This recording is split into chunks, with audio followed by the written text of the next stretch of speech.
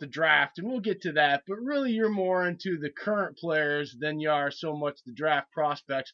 So that let's get into the four new guys and what we should kind of expect from what you've looked at film on them for. Yeah, I mean, I think there's a lot to be excited about. I mean, the Smiths are the big ones, obviously. I love those guys because I love the Smiths. So, that's one of the big things there. I get to make a whole lot of Smiths jokes now, which is super exciting. The lawyer company jokes. Yeah, I'm lining them up, brother. I'm lining them up. Yeah, it's very, very exciting. I love those two guys.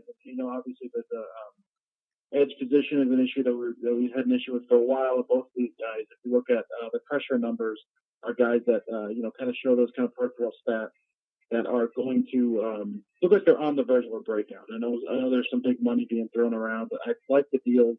I think they're going to be very, very good immediately. I don't think that stops them from taking like an edge in the draft or anything. But yeah, I mean, I think we're immediately going to see an upgrade in that edge position just because it can't get worse. What right? are the it's not worse. Not after last year. Right. Yeah, I mean, their number one guy was Fackrell was Sacks. I think the top pressure guy was. I thought he was dubbed Lord Sackrell now. Yes. Not by me, but I believe a lot of people are going that route. Which more power to them, man. I didn't see that coming. I think that's more of a. Daniels was number one in pressure. Yeah, that's more of a pat on the back to Mike Pettine. It's just what's that? I said that's more of a pat on the back to Mike Pettine than it is to actually giving credit to Fackrell for his numbers. 44 sacks and nothing below 6 above second place. Yeah. Well, I mean, it's what he was able to do with what he had, and that kind of scheme of those guys. It's exciting. It was good to see that. It was cool to see someone like do something that worked because we've been with Capers for a while. But it's exciting to see what he can do with two guys who are actually good. What are the immediate dividends, and then beyond that, we're also going to see that those corners are going to look way better. Okay. Jair is kind of a very we're going to go ahead and say aggressive guy, and I think he's going to be able to play that style a little bit better because he's going to have more pressure, and guys are going to have to get the ball out a little quicker, and Jair's going to be able to jump some of those. So, I mean, that's a huge thing right there. Yeah. And what are the major differences between the two guys? Because although a lot of people like to put them together because of their last names, there are fundamental differences in what they do, not just because one's left outside backer and one's a right kind of elephant guy, but on film, just athletically and what you see them being used scheme-wise, where are the differences you're probably going to see them in Pettine's scheme? Yeah, I mean, you kind of hit on that with some of that elephant stuff. Which is that still the terminology? I must be probably 10 years old on that, but I still refer to it as that. It's just stuck in my mind. That's what I know it as too, is the elephant position. Yeah, I mean, if you call it elephant, I mean, everyone knows what that is. So yeah, that's fine. I was asking if you guys knew because I do not. Yeah, I mean, I think you hit it with that. With some of the guys they have on that interior line, I think we're going to see obviously Clark and Daniels are just absolute beasts. And then you also had, I think Lancaster really flashed last year as well. I'm excited for Montravius Adams. Yeah, Adams had some really good moments as well.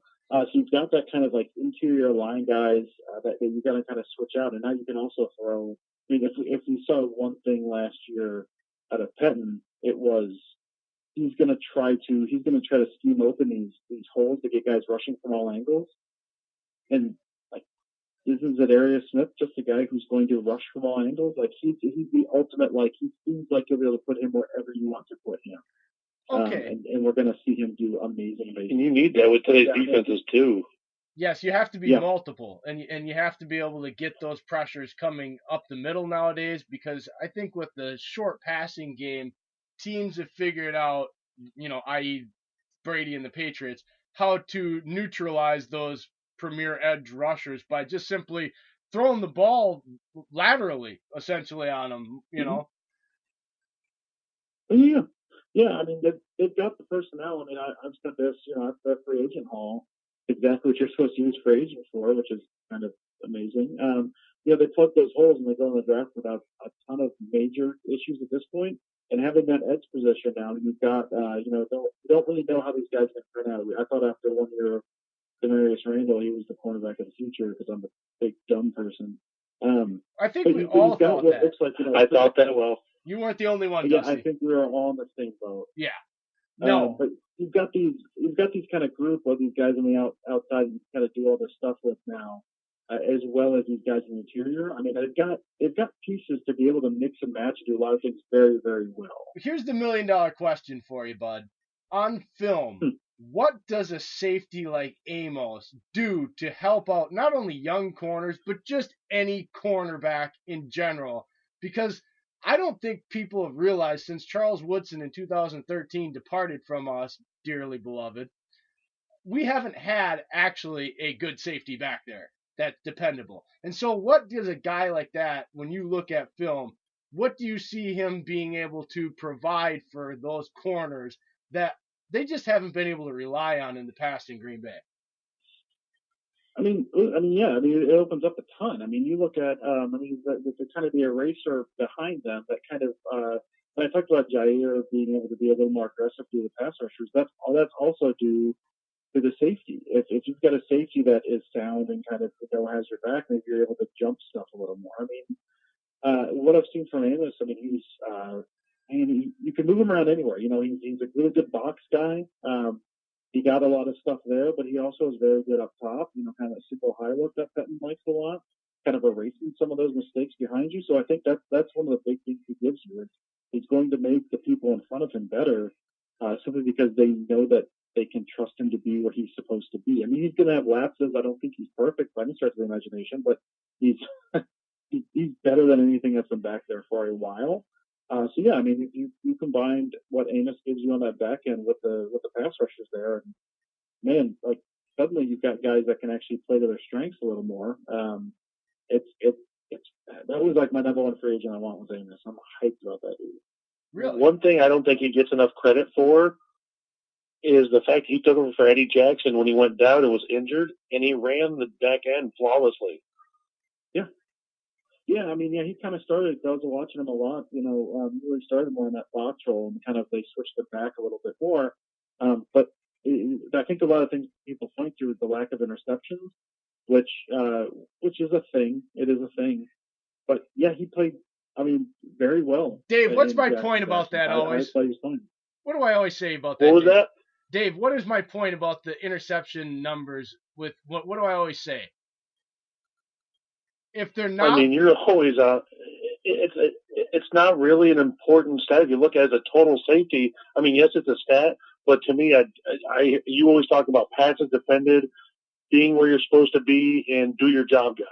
Yeah, I look at completion percentage and just total amount of throws, because to me in the NFL nowadays, if the guy isn't open, they've schemed and somebody is. And so if they're not throwing to you, if Amos is so good, and you can justify this or not, tell me I'm full of it or not. You're the film guy that breaks this down, Dusty. But to me, if you're where you're supposed to be and your guy's not open, it's hard to get interceptions when they don't throw the ball anywhere near you.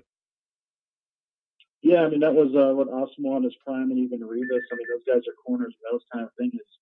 I think it's less, man. Yeah, even less so than cornerback positions. I'm a big stat guy. Love me some stats. I've got I look at PFF. I've been a Football Outsiders guy since the beginning. I do their premium stuff. I mean, I look at that stuff all the time. And plug all your stuff, Dusty. What's that? Plug all your stuff. Give out all your information so people can follow you, because that's where you're my film guy during the season. Yep. Your film strips are awesome. Oh, thanks. I mean, I don't touch any of that stuff. This is just stuff that I use, man. I love my stats, but to your point, I also have the film stuff, and I really do think of most positions, I think safety is the hardest to quantify based on stats. Because a lot of times you don't always know what play is being called, but you can kind of tell what responsibilities are if you watch enough. And it could be, a completion is given up on a safety that maybe that wasn't really his responsibility. And so it's tough. And like you said, if they're not thrown at him, you're not getting the picks. And a lot of times, if maybe the guys in front of you are a little more aggressive, those guys are getting the pick. There's 1,000 reasons why Amos does not have interceptions. I brought it up as like a thing people say. I don't care. Like, I know you don't. For me, it's a thing. You just gave me an opening to make my point. That's all, because I know people are ragging on him and trying to elevate Clinton Dix. Mostly dumb Bears fans out there, but. Hold on, did you hear that? I think he just gave up another crossing route for a touchdown. Oh God, yes, it happened again. That was an interception off the deflection. Okay, here. Now, Dusty, here's a good one for you. Now, we were having a little conversation because it was brought up with the passing of Forrest Gregg. Sad. But I brought up the fact that people are really, they're talking about how he's the greatest lineman ever. And I know you appreciate offensive line play. And I brought up that I don't think that you can really say that, because there's 4 guys that have played in just the modern era for Packers that I would consider better than him all around. Chad Clifton, Mark Tauscher, David Bakhtiari, and Brian Bulaga, all who have to deal with a plethora of defensive linemen that are bigger, stronger, faster. Hand fighting is a big key. I know people try to use the not having to block with your hands, and that was harder. I think it's the opposite. And so am I crazy or not here, Dusty? Am I justified? What does the film say? It's tough. The kind of looking at players between eras is tough. And I've ragged on Jim Brown in the past, because I don't think Jim Brown would be a very good running back today. But I think one of the things to consider with that as well. Ooh, hot take. Uh-oh. Oh, I'll go in. No, I'll go in. I've got numbers running around somewhere. I'll try to dig those up. You didn't give me time to make my popcorn, Dusty. Oh, I dropped a Jim Brown thread on Twitter about 6 months ago, and a lot of people got very mad at me. Listen, that's neither here nor there. I still hold that, but it did bring up some interesting points. That era is one thing, but also kind of the training and what's available during that era is another. The game is played, one way back then, it's another way now. There's nothing necessarily to say that a guy that played 20, 30 in Forrest Gregg's case 80 years ago, not 80, but whatever. A long time ago. Right, a long time ago. The guy played that long ago with like the current training methods and kind of not smoking on the sideline and those types of things, that they would maybe help someone's career a little more. So I do think, based on the evolution of the athlete, the evolution of the sport, it's super difficult to say that anyone from even past 20 years ago is better than some of the best players now. That's just due to the evolution. But there is that. That's what I brought up to Jay earlier. It's just it seems like maybe a different player might have trouble in that. Yeah, I mean, then there's some guys. If you look at Barry Sanders. Like, Barry Sanders is Barry Sanders, right? Like, he's going to be Barry Sanders today, and here's Barry Sanders when he played. There's another guy, if you want to go back further, like, say, Don Hudson. Well, Don Hudson was tremendous. I have a Don Hudson jersey. I love Don Hudson. If that dude, if they just took him out of time and put him in today's game, he doesn't make it through week 1. But if you give him the training, you don't exactly know how that works. It's a different type of athlete, it's a different type of game. I will back you up. I will say that, those guys you named are probably better than Forrest Gregg. But there's no telling, man. If you drop Gregg in today's game and give him that training, I just don't know how you do it. It's the unanswerable question. Well, I think there'd be flags every other play, is what I said. Because how rough he was. He had a mean streak. He put guys in the ground by his hand. Dave is just a lot of guys so nice. From 30, 40 years ago would just they'd be, after 2 weeks, they'd be kicked out of the league forever. Well, one of my big things is Deacon Jones came out and said that Forrest Gregg was one of the best offensive linemen he's ever faced. Yeah, okay. You said Deacon Jones. This is another one, Dusty. Now that I've got you here, you can help me settle this. Reggie White, better, no doubt in my mind, better than Lawrence Taylor. When I turn on the film and watch Reggie White move and throw a 335-pound offensive lineman with one arm like I do with Shucks my him kids like in a a cob of pool. corn. There is no Mhm. doubt in my mind he was a more dominant player down in and down out than a